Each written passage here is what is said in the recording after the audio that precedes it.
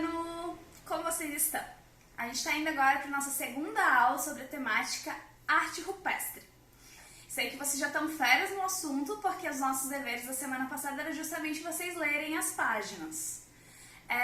Primeira coisa que a gente precisa entender e deixar bem definido é que a arte rupestre, ela vem da ideia de ritual.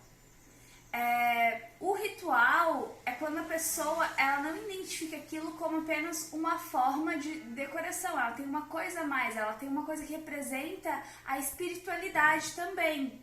A arte rupestre ela traz isso, ela traz o ritual. O que a gente entende como arte rupestre? São as artes feitas em paredes e também artes que foram encontradas em escavações no período paleolítico. Nós temos instrumentos musicais que recentemente foram escavados, que tem em torno de 30 mil anos a 40 mil anos. O mais antigo deles é uma flauta, foram encontrados em 8 pedaços. Por que eu falei esse período de tempo tão grande? Porque foram encontrados 8 dessas flautas, 8 pedaços, 8 fragmentos que têm idades variadas, idades diferentes, apesar de serem encontrados na mesma escavação.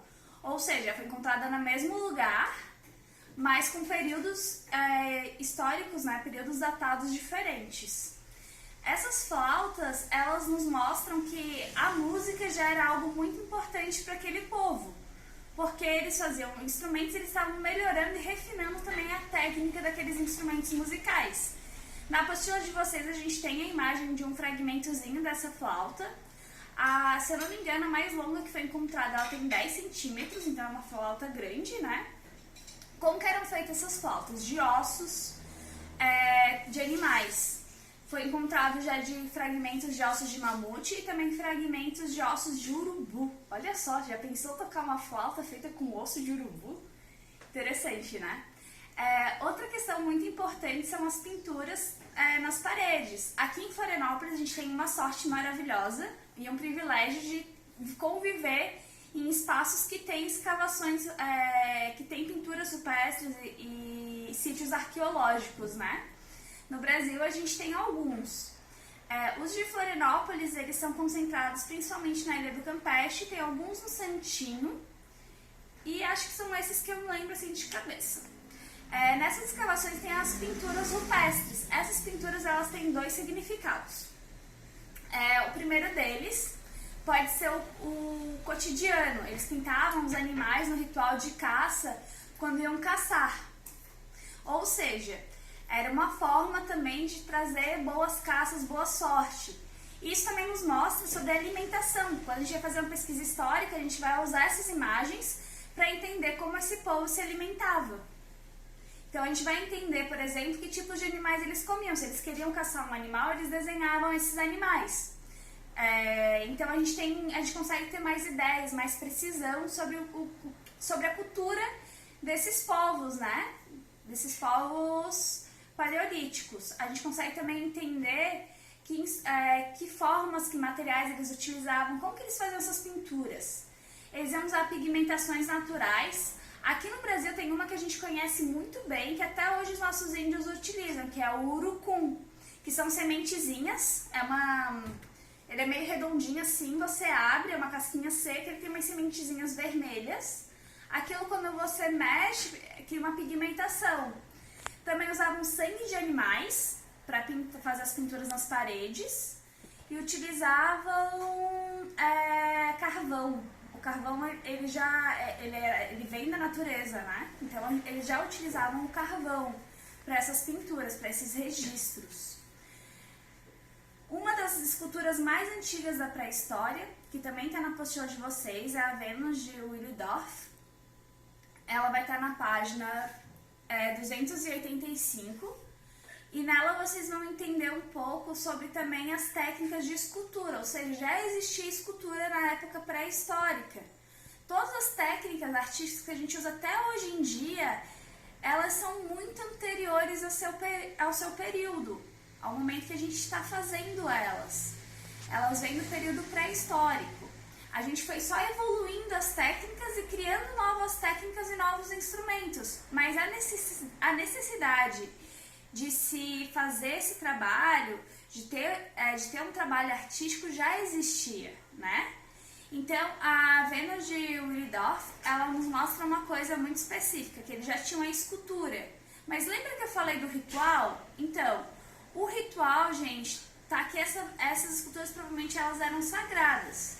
A Vênus, por exemplo, ela recebeu esse nome posteriormente, né? E ela representa o quê? A fertilidade e representa a ideia da mulher, né? Da mulher que gera a fertilidade, que gera a vida. Então já existia também essa questão de criar símbolos sagrados. Hoje em dia, no contemporâneo, a gente também tem símbolos que representam o sagrado, né? Assim como a gente ainda tem a ideia também do ritual. Ainda acontecem celebrações, rituais, né? O que mais que a gente pode falar sobre isso? A gente pode entender que a humanidade ainda vive, de certa forma, nas nossas cavernas modernas. Já pararam para pensar sobre isso? A gente tem, né, as nossas casas. As nossas casas são as nossas cavernas modernas. E a gente decora as nossas casas também. A gente pinta elas, a gente deixa elas com características que nos representam e a gente também se expressa através desse lugar, né? Por exemplo, vocês têm o quarto de vocês, provavelmente vocês vão ter alguma coisa na parede que vocês gostem, vocês vão escolher as cores prediletas, vocês vão escolher os edredons de personagens que vocês gostam. Pensem que dá pra gente relacionar aquele passado com o nosso presente, né? O que eles faziam de fazer as pinturas nas cavernas, de criar um espaço onde eles faziam rituais, também a forma deles terem, né, suas características, uma forma de se expressarem nos seus ambientes onde eles vivem. Essa necessidade da gente se expressar, de mostrar o que a gente se identifica, ela continua, né? Ela ainda existe. Então, galera, fazendo essa relação entre as cavernas modernas, que são as nossas casas, com a caverna pré-histórica, eu vou finalizando a nossa aula de hoje e vou passar para vocês agora os deveres. O que a gente vai fazer de deveres? A gente vai fazer os exercícios propostos da página 287 e o para conferir da 288. Gente, nos exercícios propostos tem um número 5 na página 287, que vai ter uma pintura, um ar fresco do pintor Diego Rivera. O Diego Rivera, ele é um mexicano, ele fez um ar fresco que se chama Epopeia do Povo Mexicano. Ele demorou alguns anos para fazer esse ar fresco porque ele é muito grande. Ele começou em 1929, ele só finalizou em 1935. Para vocês fazerem exercício número 5, vocês precisam fazer uma pesquisa brevezinha, né, no Google, sobre quem foi o Diego Rivera e sobre o que é esse ar fresco. E daí vocês vão conseguir fazer a relação e responder a questão. Combinado, então? Fora isso, gente, tirem suas dúvidas, não fiquem com dúvidas. Se tiverem dúvidas, mandem no clipe. Se ficou alguma questão que eu não abordei no vídeo, eu preciso que vocês me mandem essas dúvidas, essas perguntas, essas questões que vocês gostariam de tratar e falar, certo? Não fiquem com dúvidas, mandem elas. Fiquem em casa, fiquem seguros. Eu sei que está sendo tempos difíceis, essa distância, a gente acaba não conseguindo fazer uma aula tão dinâmica, né? Ainda mais em artes, que a gente faz várias atividades práticas. Mas, galera, é por uma boa causa, é por um bom motivo, então fiquem seguros e a gente se vê logo mais quando passar todo esse momento difícil, tá? Então, tchau!